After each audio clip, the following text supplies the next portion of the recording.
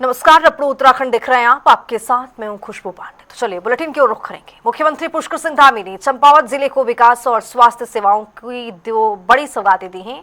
उन्होंने जिला अस्पताल में अत्याधुनिक MRI मशीन का शुभारंभ किया है, जिससे अब चंपावत और आसपास के क्षेत्रों के मरीजों को MRI जांच के लिए हल्द्वानी या अन्य शहरों की दौड़ नहीं लगानी पड़ेगी। इसके बाद मुख्यमंत्री ने रोडवेज स्टेशन परिसर में बनने वाले सिटी सेंटर का भूमि पूजन किया, शिलान्यास किया। उन्होंने कहा कि राज्य सरकार स्वास्थ्य सुविधाओं के विस्तार और आधुनिक शहरी विकास के लिए लगातार कार्य कर रही है, जिससे स्थानीय लोगों को बेहतर सुविधाएं और रोजगार के नए अवसर मिलेंगे।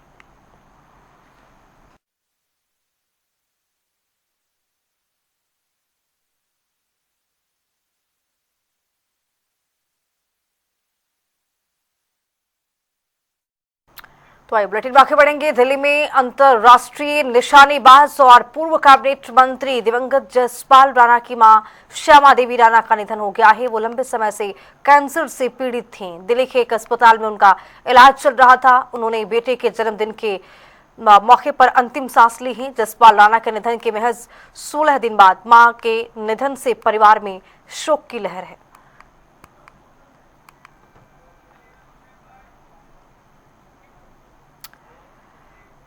तो दिल्ली में अंतर्राष्ट्रीय निशानेबाज और पूर्व कैबिनेट मंत्री दिवंगत जसपाल राणा की मां श्यामा देवी राणा का निधन हो गया। बता दें कि जसपाल राणा की मां के निधन पर सीएम धामी ने भी शोक व्यक्त किया है। सोशल मीडिया प्लेटफॉर्म एक्स पर पोस्ट कर उन्होंने लिखा है कि श्री नारायण सिंह राणा जी की धर्मपत्नी एवं प्रसिद्ध भारतीय निशानेबाज पद्मश्री स्वर्गीय जसपाल राणा जी की पूज्य माता जी के निधन का अत्यंत दुख हुआ है।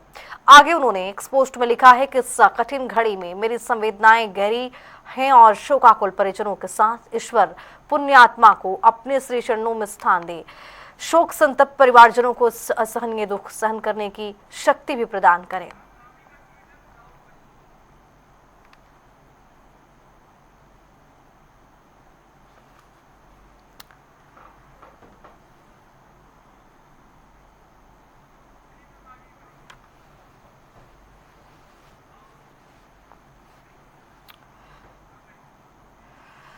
तो ये बड़ी जानकारी आ रही है, उसे आपको रूबरू कराएंगे। बड़ी खबर, बड़ा अपडेट, ब्रेकिंग न्यूज। देहरादून में जल्द दौड़ेंगी 100 बसें। 17 प्रमुख रूटों पर चलेंगे इलेक्ट्रिक बसें सेवा। सितंबर से बस संचालन की तैयारी पूरी हो गई है। बस स्टॉप चुनित व्यवस्थाएं तेजी से पूरी होंगी। ट्रांसपोर्ट नगर में बन रहा है बस डिपो। प्रदूषण मुक्त सफर से बदलेगी राजधानी की रफ्तार। ये बड़ी जानकारी आप तक पहुंचा रहे हैं। ट्रांसपोर्ट नगर में बस डिपो बन रहा है और तैयारियां तेज हो गई है। प्रदूषण मुक्त सफर से राजधानी की रफ्तार बदलेगी। देहरादून में जल्द 100 बसें दौड़ने वाली हैं। तैयारियां जोरों शोरों पर है। 17 प्रमुख रूटों पर इलेक्ट्रिक बस सेवा चलेंगी। प्रशासन की पूरी तैयारी है। सितंबर से बस संचालन की तैयारी पूरी कर ली गई है। बस स्टॉप चिन्हित कर लिया गया है। व्यवस्थाएं तेजी से पूरी कर की जा रही है। ट्रांसपोर्ट नगर में बस डिपो बन रहा है। प्रदूषण मुक्त सफर से राजधानी की तस्वीर बदलेगी, तकदीर बदलेगी, रफ्तार तेज होगा और इसी को लेकर 100 बसें शुरू करने के लिए तमाम तैयारियां सरकार की ओर से पूरी की जा रही हैं। तो बस स्टॉप को भी चिन्हित कर लिया गया है। व्यवस्थाएं तेजी से पूरी कर ली गई हैं। ट्रांसपोर्ट नगर में बस डिपो बन रहा है और ऐसे में प्रदूषण मुक्त शहर को बनाने के लिए सफर को और गति मिले, सफर में और प्रमुखताएं दिखाए जाएं, इसको लेकर तैयारियां तेज की गई हैं। सितंबर से बस संचालन की पूरी तैयारी है। सरकार की ओर से पहले ऐलान किया गया, फिर इस पर विचार किया गया और फिर अब खबर ये कि ट्रांसपोर्ट नगर में बस डिपो बन रहा है। जल्द ही बस सेवा की सुविधा मिलने की तैयारी है। देहरादून में जल्द 100 बसें दौड़ेंगी। 17 प्रमुख रूटों पर चलेंगी इलेक्ट्रिक बस सेवा। इससे प्रदूषण मुक्त रहेगा ये बस सेवा। मध्य प्रदेश के कैबिनेट मंत्री कैलाश विजय वर्गीय ने एक बयान दिया है। उन्होंने कहा है कि आरएसएस पर दिए गए बयान को संत समाज का समर्थन मिला है। अखाड़ा परिषद के अध्यक्ष महंत रविंद्र पुरी और मीडिया संयोजक कराली शंकर महाराज ने कहा है कि बड़े संगठनों में समय के साथ कुछ कमियां आना स्वाभाविक है, जिनका समय रहते सुधार जरूरी है। उन्होंने कहा है कि विजय वर्गीय का बयान विरोध नहीं बल्कि संगठन के प्रति अपनत्व और आत्ममंथन की भावना से दिया गया एक बयान है। जब भी किसी परिवार का बड़ा विस्तार होता है तो उसमें बुराइयां आती हैं, अच्छाइयां भी आती हैं। तो जब भारतीय जनता पार्टी की सरकार आई है 2014 से, उसके बाद संघ के स्वयंसेवक भी राज्य के भोग का उपभोग करने लग गए हैं। तो ये स्वाभाविक प्रक्रिया है, मानव जीवन का स्वभाव है। अच्छे और बुरे सभी प्रकार के लोग समाज में हैं। राष्ट्रीय स्वयंसेवक संघ के जो पुराने कार्यकर्ता हैं, उन्होंने अपना नैतिक जीवन जो है त्याग और तपस्या से जिया है। कैलाश जी ने अपने पारिवारिक भावना से कोई बयान दिया है, वो कोई द्वेषवश नहीं है, कोई इस वजह से नहीं दिया है कि कोई किसी से कोई आपत्ति है। लेकिन हाँ, घर परिवार में अगर कोई कमी आती है तो घर परिवार के लोग ही उस बात को उठाते हैं और उसको सुधार का प्रयास करते हैं। तो कैलाश जी ने जो बात कही है वो पारिवारिक भावना से कही है। तो गढ़वाल मंडल विकास निगम के नवनियुक्त डायरेक्टर विशाल गुप्ता ने कहा है कि निगम प्रदेश भर की सभी इकाइयों को अधिक प्रभावी और श्रद्धालु अनुकूल बनाने के लिए काम करेगा। उन्होंने बताया है कि 1 तारीख को होने वाली बोर्ड बैठक में गेस्ट हाउसों के सौंदर्यीकरण, बेहतर रखरखाव, राजस्व वृद्धि और कर्मचारियों के हितों से जुड़े महत्वपूर्ण सुझाव रखे जाएंगे। मैं ये गढ़वाल मंडल विकास निगम का जब डायरेक्टर बना तो उससे अब तक का मैंने जो देखा है रिकॉर्ड, वहाँ 7 यूनिट है। 7 यूनिट में हमारा निर्माण कार्य भी है, खनन भी है, हमारा गैस एजेंसी संचालित भी हम करते हैं। टूरिस्ट गेस्ट हाउस, होटल नहीं बोलते हम उन्हें, टूरिस्ट गेस्ट हाउस बोलते हैं। 89 पूरे प्रदेश गढ़वाल जोन के अंदर 89 हमारे गेस्ट हाउस है। तो आइए बुलेटिन में आगे बढ़ेंगे। मौसम से जुड़ी बड़ी जानकारी मिल रही है, उससे आपको रूबरू कराएंगे। बड़ी खबर, बड़ा अपडेट। काशीपुर में झमाझम बारिश हुई है, गर्मी से राहत मिली है, मौसम ने करवट बदली है। रात बड़ी खबर है, मूसलाधार बारिश से तापमान में गिरावट दर्ज की गई है, लू से राहत मिली है, ठंडी हवाओं का एहसास हुआ है। मौसम विभाग का पूर्वानुमान साबित सही हो गया है। बारिश से काशीपुर वासियों के चेहरे खिल उठे हैं, क्योंकि गर्मी का मौसम और ऐसे में लू का तपिश, गर्मी की तपिश की वजह से लोग परेशान। लेकिन इसी बीच में झमाझम बारिश होने की वजह से लोगों को गर्मी से राहत मिली है, तापमान में गिरावट दर्ज किया गया है। मूसलाधार बारिश से तापमान में गिरावट दर्ज किया गया है, लू से राहत मिली है, ठंडी हवाओं का एहसास किया गया है। तो मौसम विभाग विज्ञान केंद्र की ओर से पहले ही पूर्वानुमान जताया गया, लेकिन यह पूर्वानुमान बिल्कुल सही साबित हुआ है।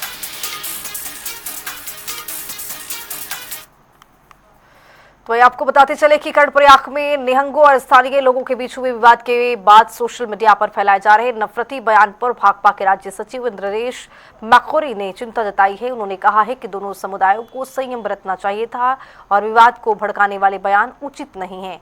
मैखोरी ने उत्तराखंड क्रांति दल के युवा नेता आशीष नेगी द्वारा ऑपरेशन ब्लू स्टार का जिक्र किया है और उन्होंने कहा कि अपरिपक्व राजनीतिक बयान बताया है। कहा है कि इस ऐतिहासिक घटना को वर्तमान विवाद से जोड़ना गलत है। प्रकरण में जिस तरह के धैर्य की जरूरत है, जिस तरह के संयम का परिचय दिए जाने की जरूरत है, यह अफसोस की बात है कि पिछले कुछ दिनों से ऐसा धैर्य, ऐसा संयम नहीं बरता गया, बल्कि सोशल मीडिया का एक तरह से कहिए तो बड़बोले बयान देने के लिए, बढ़े चढ़े दावे करने के लिए दुरुपयोग एक किस्म से किया गया।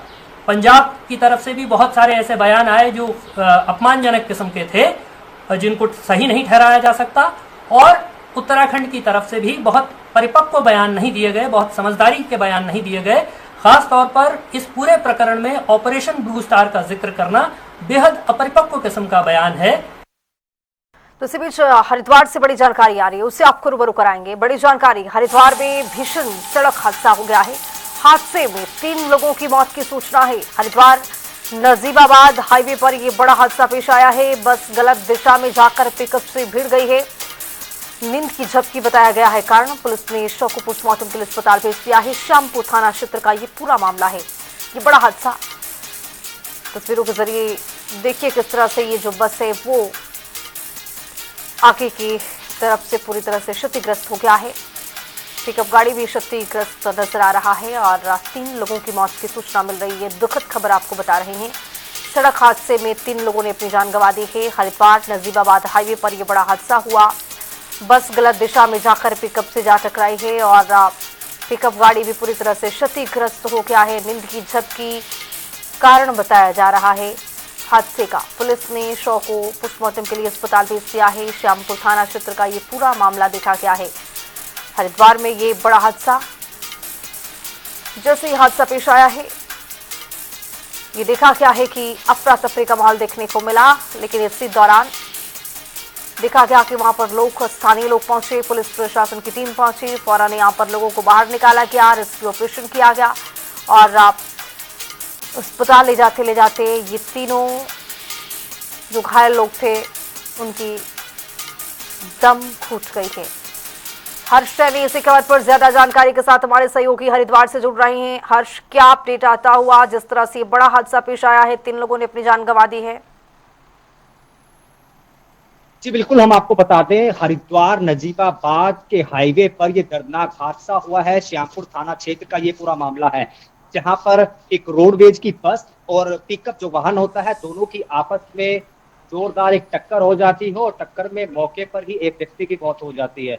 वहीं 2 व्यक्तियों की मौत उपचार के दौरान जब अस्पताल ले जाया गया, वहां पर हुई है। पुलिस ने शव को कब्जे में लेकर पोस्टमार्टम के लिए भेज दिया है।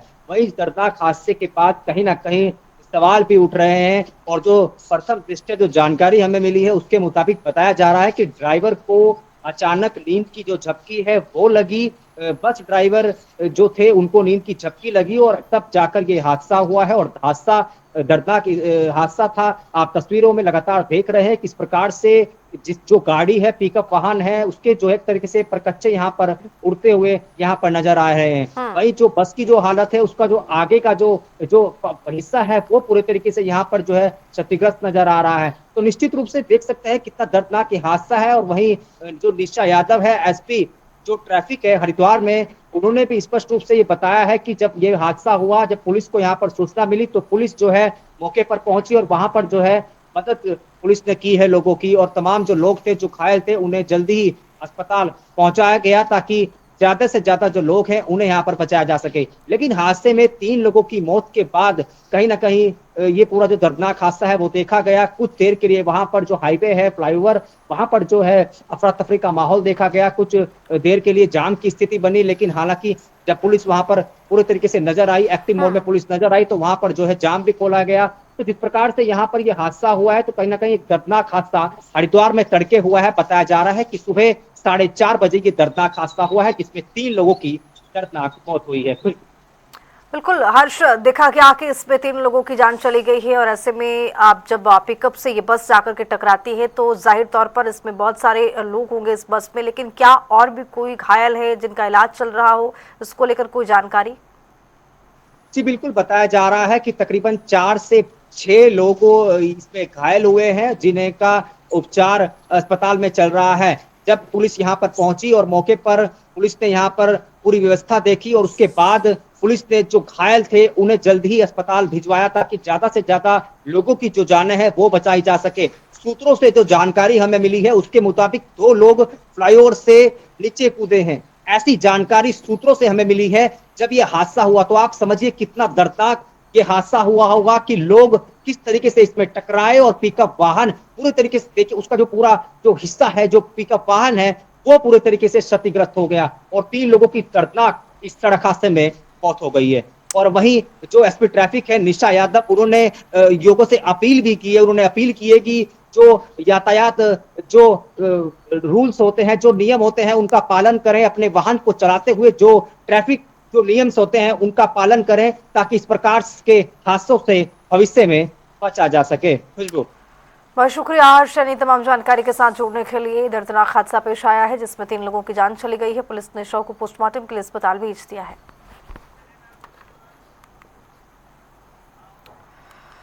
उत्तराखंड की ग्रामीण महिलाओं के लिए बड़ी पहल करते हुए देहरादून के डोईवाला में रॉप परियोजना और इंडियन ऑयल के सहयोग से प्रदेश का पहला हिलांस आउटलेट खोला जा रहा है। यहाँ खुद सहायता समूहों की महिलाओं के द्वारा तैयार गहत, भट्ट और तूर जैसी पारंपरिक दालें, पहाड़ी मसाले, जड़ी बूटियां, डेयरी उत्पाद और हस्त निर्मित सामग्री उपलब्ध होंगी।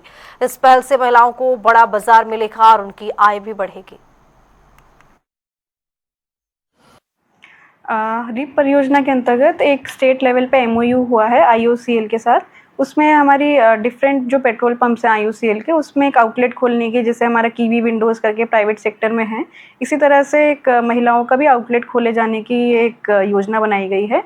और अभी इसकी शुरुआत जनपद देहरादून में हमने एक जो हमारा डोईवाला विकास खंड है उसमें हमारा Fun and Food Kingdom Water Park पड़ता है, वहाँ पे उसके निकट ही एक IOCL का पेट्रोल पंप है, वहाँ पे इसको स्थापित करने का हमारा है। देहरादून समेत उत्तराखंड के कई शहरों में बढ़ते शहरीकरण के बीच में फायर सेफ्टी बड़ा मुद्दा बन गया है। लखनऊ हादसे और पलटन बाजार में आग लगने की घटना के बाद विपक्ष ने घनी आबादी वाले क्षेत्र में संचालित कोचिंग, हॉस्टल और व्यावसायिक प्रतिष्ठानों की सुरक्षा पर सवाल उठा दिए। कांग्रेस ने फायर सेफ्टी नियमों के सख्त पालन की मांग की है, तो वहीं बीजेपी का कहना है कि मुख्यमंत्री के निर्देश पर सरकारी और निजी संस्थानों का फायर सेफ्टी ऑडिट कराया जा रहा है।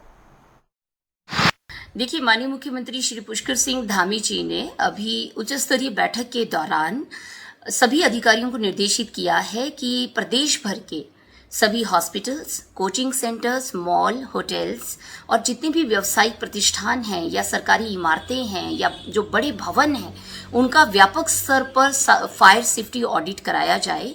और साथ में अधिकारियों को ये भी निर्देशित किया है कि जिन इमारतों का अग्निशमन संबंधी व्यवस्थाएं जो है मानकों के अनुरूप नहीं है, उन्हें तत्काल चिन्हित करके उसमें आवश्यक सुधारात्मक कार्यवाही सुनिश्चित की जाए।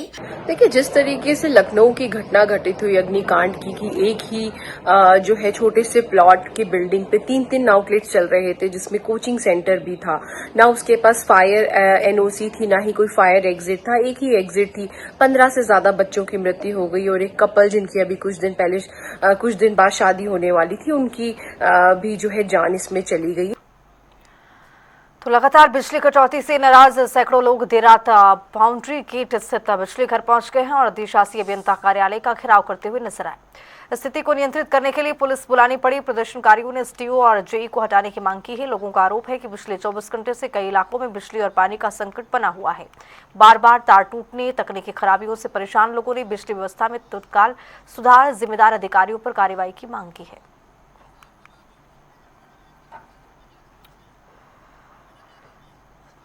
दिल्ली देहरादून एक्सप्रेसवे पर रिवर्स हो रही एक कार को पीछे से आ रही तेज रफ्तार एसयूवी ने जोरदार टक्कर मार दी है। हादसे का वीडियो सामने आया है जो सोशल मीडिया पर तेजी से वायरल हो रहा है। घटना ने एक्सप्रेसवे पर सुरक्षित ड्राइविंग को लेकर गंभीर सवाल खड़े कर दिए हैं।